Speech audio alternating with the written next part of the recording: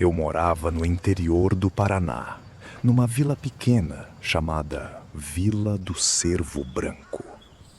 Existe uma criatura na Mata Seca. Chamam ele de Homem da Mata Seca. Dizem que ele era um antigo fazendeiro local, que foi morto por uma pequena aldeia de moradores, que confundiram ele com um ladrão de animais durante a noite. E dizem que seu espírito ficou aprisionado na mata. Depois daquela noite, eu parei de passar perto da Mata Seca. Mesmo durante o dia, o lugar parecia errado. O silêncio ali era diferente, pesado, como se a floresta inteira estivesse prendendo a respiração. Nenhum pássaro pousava nas árvores queimadas, nenhum inseto fazia barulho. E toda vez que o vento soprava vindo daquela direção, eu sentia um cheiro estranho de fumaça molhada e terra podre entrando pela vila. Os moradores mais velhos evitavam falar sobre o Homem da Mata Seca, mas quando falavam, sempre era baixo, como se tivessem medo de serem ouvidos. Meu avô dizia que, antigamente, as pessoas desapareciam perto da floresta pelo menos uma vez por ano. Algumas sumiam para sempre. Outras voltavam dias depois, completamente mudadas, quietas, magras, sem conseguir olhar nos olhos de ninguém, como se alguma coisa tivesse ficado dentro delas. Uma das histórias mais conhecidas da vila era sobre um caçador chamado Anselmo. Diziam que ele entrou sozinho na Mata Seca durante uma madrugada procurando um cachorro perdido. Horas depois, moradores começaram a ouvir ele gritando no meio da floresta pedindo ajuda, mas ninguém teve coragem de entrar. Quando o sol nasceu, encontraram Anselmo sentado perto do rio, coberto de lama, olhando fixamente para as árvores queimadas, sem piscar. Depois daquele dia, Anselmo nunca mais foi o mesmo. Ele começou a dormir durante o dia e andar pela vila durante a madrugada, escutando vozes que ninguém mais ouvia. Algumas pessoas juravam que viam ele parado na frente da Mata Seca, conversando sozinho no escuro. Até que numa noite de chuva forte, ele desapareceu. A única coisa encontrada foi a lanterna dele caída perto das árvores queimadas, ainda ligada.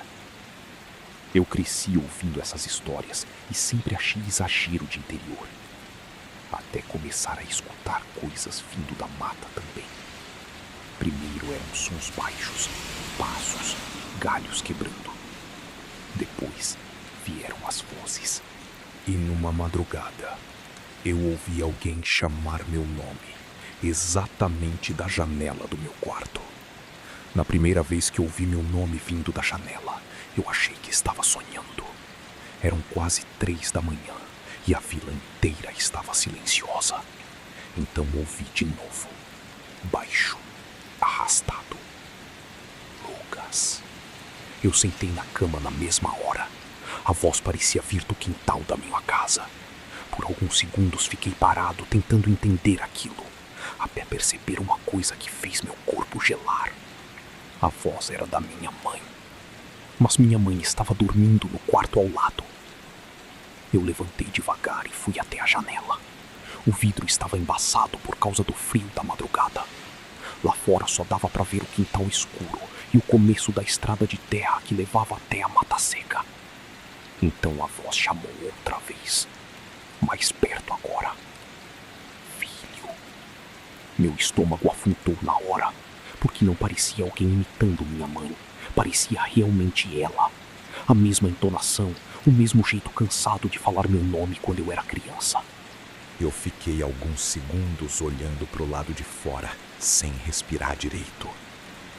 Então, ouvi passos lentos andando na terra do quintal. Passos longos, pesados, arrastados demais para parecer uma pessoa normal. A escuridão perto da cerca era tão forte que eu não conseguia enxergar quase nada. Mas por um instante, eu vi alguma coisa muito alta parada perto das árvores. Alta demais, magra demais, imóvel, como se estivesse me observando. Meu corpo travou. Eu não conseguia desviar os olhos daquela coisa.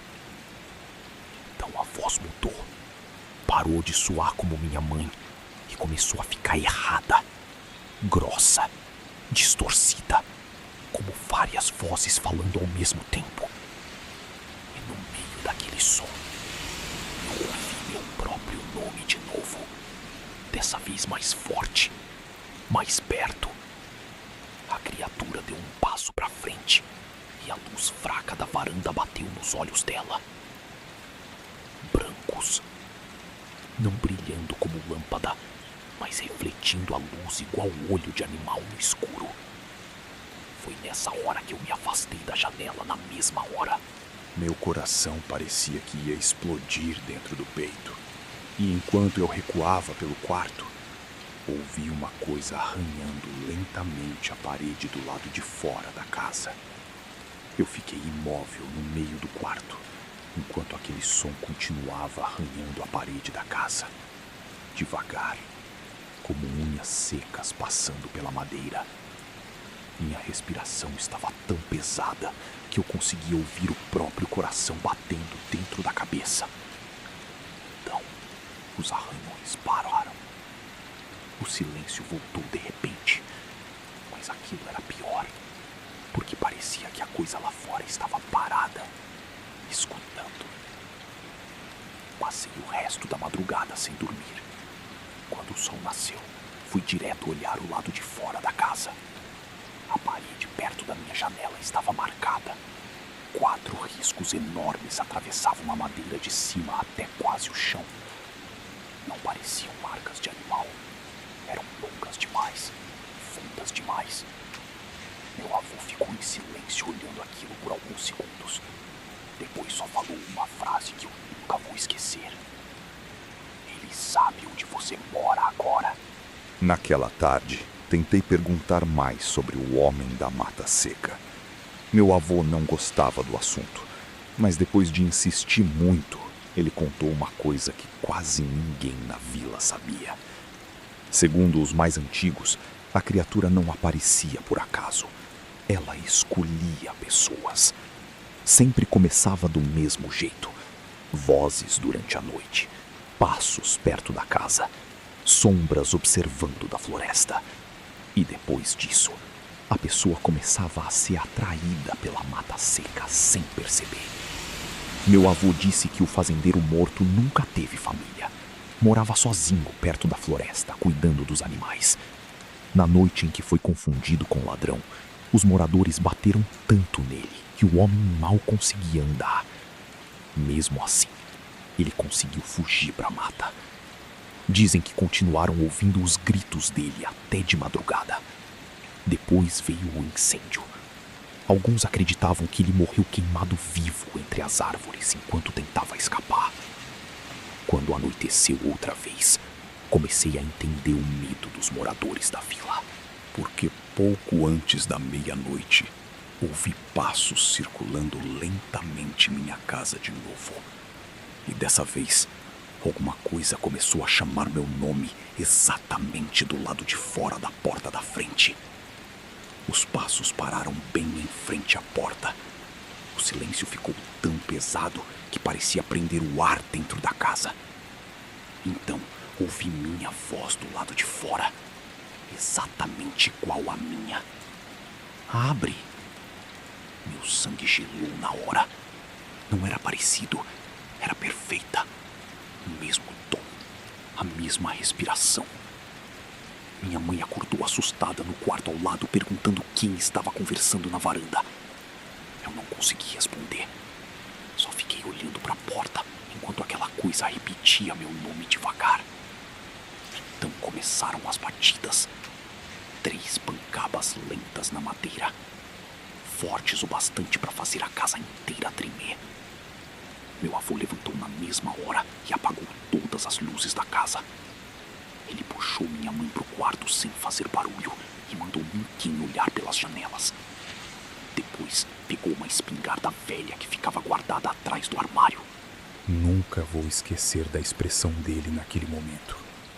Não parecia raiva, parecia puro medo. As batidas continuaram por quase 5 minutos, sempre lentas, como se aquilo soubesse que a gente estava ouvindo. Então tudo ficou em silêncio outra vez.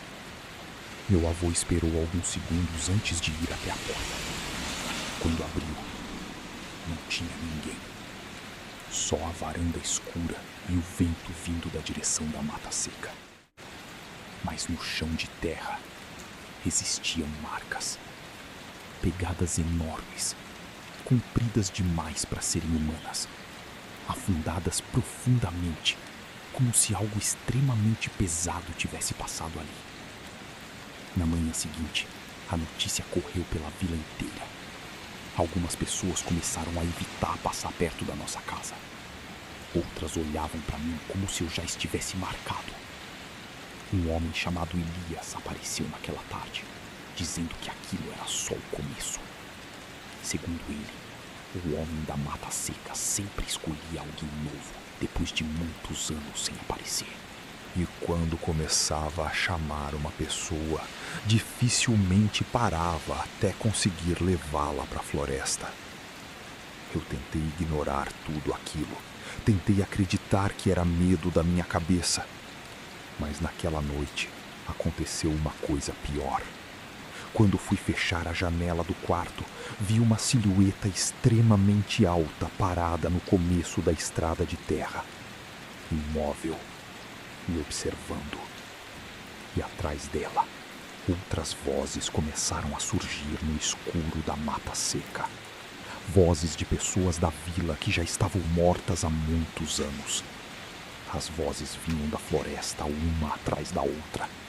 Homens, mulheres, crianças.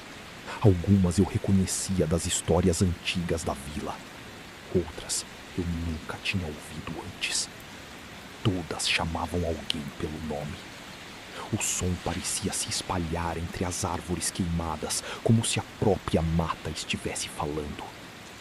E no meio da estrada, aquela criatura continuava parada, sem se mexer. Alta demais para ser humana. A luz fraca da varanda mal alcançava o corpo dela. Eu fiquei olhando por alguns segundos, até perceber uma coisa pior. Ela estava mais perto do que antes. Eu não tinha visto ela andar, não ouvi passos, mas agora conseguia enxergar partes do corpo dela surgindo no escuro. Os braços longos pendurados quase até os joelhos, as roupas rasgadas balançando devagar com o vento, e aqueles olhos brancos refletindo a luz da casa direto para mim. Então, a criatura inclinou a cabeça, como se tivesse me reconhecido. Meu avô apareceu atrás de mim e me puxou para longe da janela na mesma hora. Quando contei o que vi, ele ficou em silêncio por alguns segundos antes de dizer que precisava me mostrar uma coisa. Na manhã seguinte, saímos cedo e fomos até uma parte antiga da vila, perto da igreja abandonada. Atrás do cemitério existia uma pequena construção de madeira caída aos pedaços. Segundo meu avô, aquele lugar pertencia ao fazendeiro antes da morte dele. O interior da cabana estava destruído pelo tempo. Móveis podres, ferramentas enferrujadas e marcas escuras espalhadas pelas paredes. Mas no fundo da casa encontramos algo estranho. Símbolos riscados na madeira. Centenas deles. Como se alguém tivesse tentado escrever a mesma coisa várias vezes. Meu avô disse que alguns moradores acreditavam que o fazendeiro mexia com coisas estranhas antes de morrer. Outros diziam que ele tentou fazer algum ritual para sobreviver depois de ser atacado pela aldeia. Enquanto olhávamos os símbolos, ouvimos um barulho vindo da floresta atrás da cabana. Um galho quebrando. Depois, outro. Meu avô segurou meu braço na mesma hora. E entre as árvores queimadas, eu vi aquela silhueta enorme outra vez. Muito mais perto agora. Parada, completamente imóvel, olhando direto pra gente. Como se estivesse esperando alguma coisa. Meu avô me puxou pelo braço e saímos da cabana quase correndo. Eu conseguia sentir os olhos da criatura acompanhando a gente do meio das árvores queimadas. O problema era que ela não fazia barulho nenhum. Nenhum passo, nenhuma respiração. Mesmo sendo grande daquele jeito, parecia deslizar pela mata em silêncio. Quando olhei para trás pela última vez, ela ainda estava parada no mesmo lugar. Alta, magra, torta, quase se misturando com os troncos queimados. Voltamos para a vila antes do anoitecer, mas alguma coisa já tinha mudado. As pessoas estavam agitadas, portas fechadas, janelas trancadas cedo demais. Um menino da vila, chamado Davi, tinha desaparecido naquela manhã perto do rio. Segundo a mãe dele, ela ouviu o garoto conversando sozinho do lado de fora da casa antes do amanhecer. Quando foi procurar, só encontrou pegadas indo na direção da mata seca. Pegadas longas demais para serem humanas. Naquela noite, a vila inteira ficou acordada procurando o menino. Lanternas começaram a aparecer na estrada. Homens armados entraram na floresta chamando pelo nome dele. Mas ninguém queria ir muito fundo.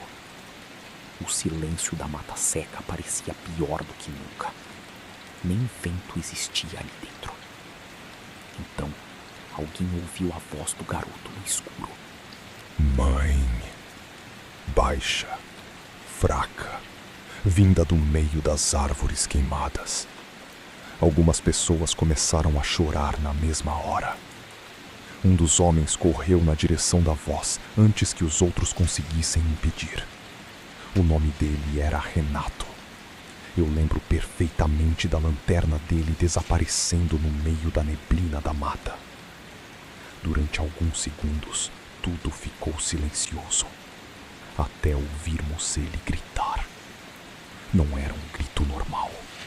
Parecia dor misturada com desespero puro. Depois veio o som de árvores quebrando, passos absurdamente pesados. E então, silêncio outra vez. Ninguém teve coragem de entrar atrás dele. A vila inteira ficou parada olhando para a escuridão da mata seca, enquanto a neblina começava a cobrir o chão. Então, uma coisa surgiu lentamente entre as árvores. Muito alta, muito magra, carregando alguma coisa pendurada em um dos braços longos. E quando a luz das lanternas bateu naquilo, alguém percebeu que era a camisa do menino desaparecido. O desespero tomou conta da vila na mesma hora. Algumas pessoas começaram a correr.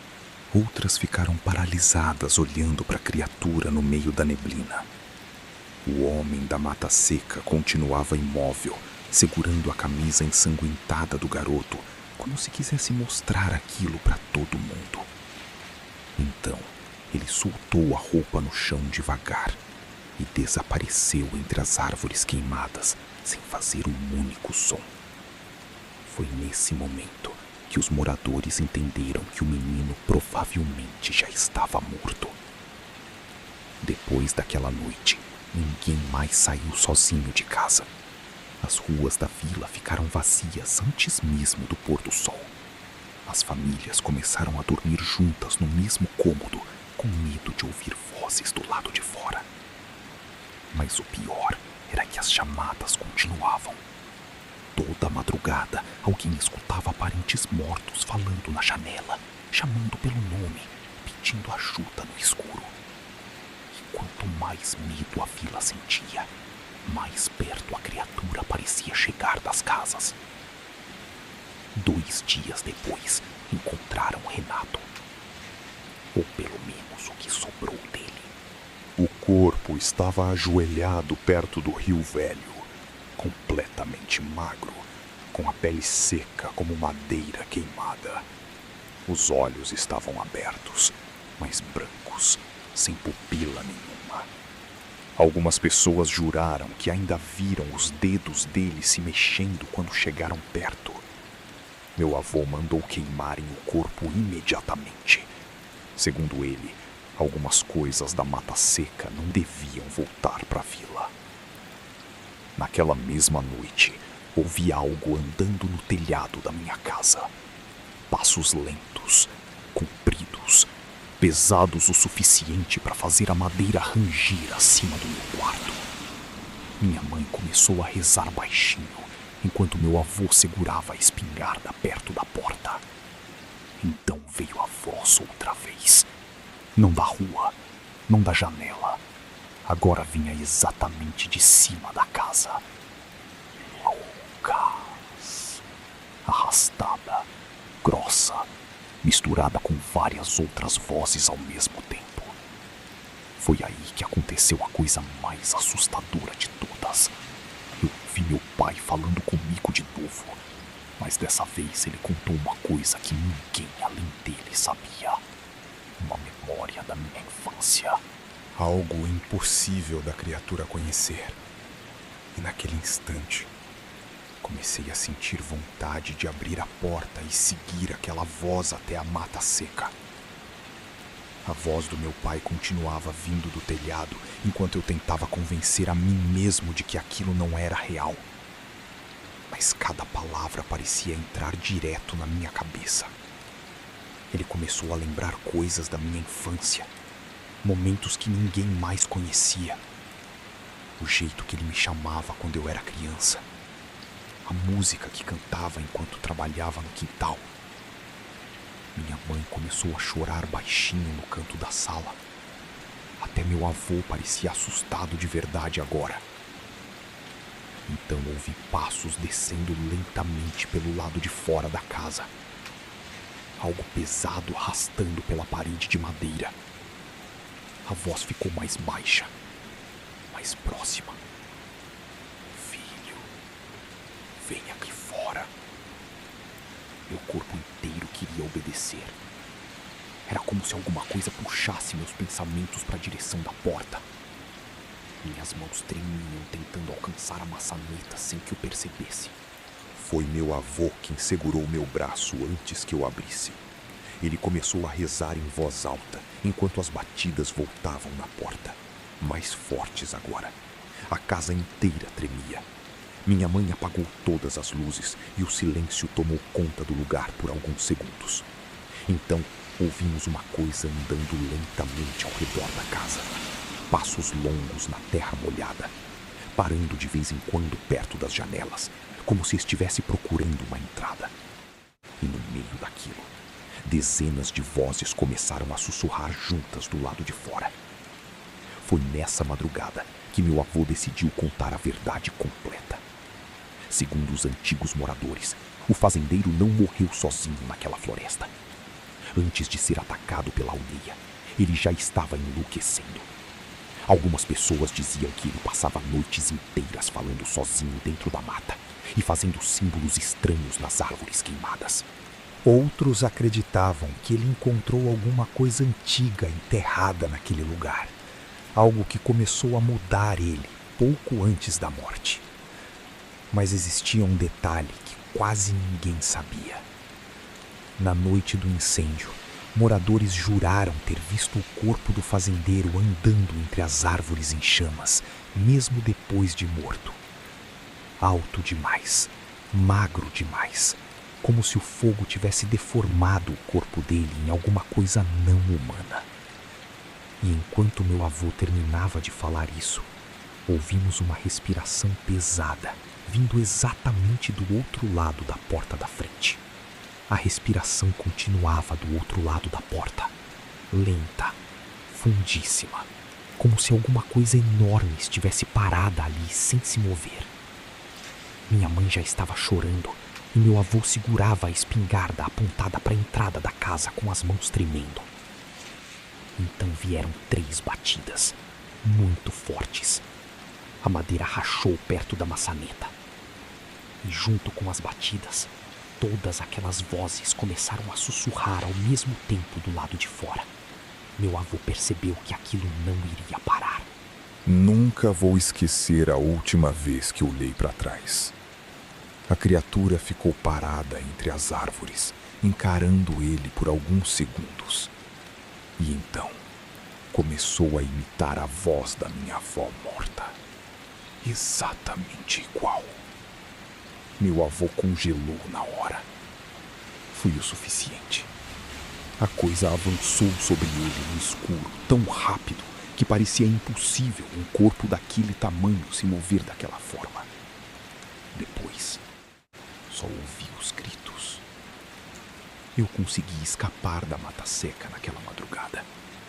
A polícia nunca encontrou o corpo do meu avô, nem do garoto desaparecido, nem de várias outras pessoas da vila. Com o tempo, moradores começaram a abandonar o lugar. Hoje, quase ninguém vive em Vila do Cervo Branco. Mas às vezes, durante madrugadas de neblina, ainda existem pessoas que dizem ouvir vozes vindo da floresta queimada, chamando pelo nome delas no escuro.